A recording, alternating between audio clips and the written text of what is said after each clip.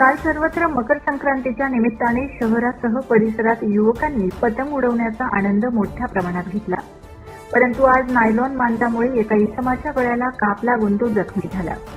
सुदैवाने पोलीस व नागरिकांनी वेळेत मदत करत सदर इसमाला रुग्णालयात दाखल केले. सदर इसमाला वेळेत उपचार मिळाल्याने प्रकृती स्थिर असल्याचे सांगण्यात येत आहे.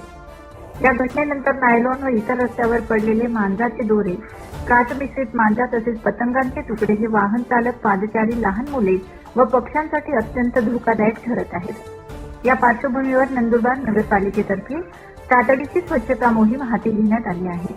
नगरपालिकेच्या स्वच्छता विभागाच्या कर्मचाऱ्यांनी शहरातील प्रमुख रस्ते, चौक, उड्डाणपूल परिसर तसेच वसाहतींमध्ये पडलेले मांजाचे दोरे व पतंगांचे तुकडे गोळा करण्याचे काम सुरू केले आहे. यासाठी विशेष पथकं नेमण्यात आली असून अपघात प्रवण ठिकाणी प्राधान्याने स्वच्छता केली जात आहे. काल मकर संक्रांतीचा दिवस होता. सर्वांनी मौज मस्ती केली, पतंग उडवली. पण काल जो संक्रांत झाली, आज जो दोरा पडलेला आहे तो नंदुरबार नगर परिषद मार्फत संपूर्ण शहरात तो कचरा गोळा करण्याचे काम चालू आहे. आता तर सध्या काम चालू आहे. मोठा मारुती, जळका बाजार, राष्ट्रव्याम शाळा, परदेशीपुरा, अंधारे स्टॉप, नाट्य मंदिर, आता संपूर्ण सर्कल शहरात गोळा करण्याचे काम चालू आहे. आतापर्यंत 15 ते 20 किलो गोळा केलेला आहे. गोळा करण्याचं कारण काय?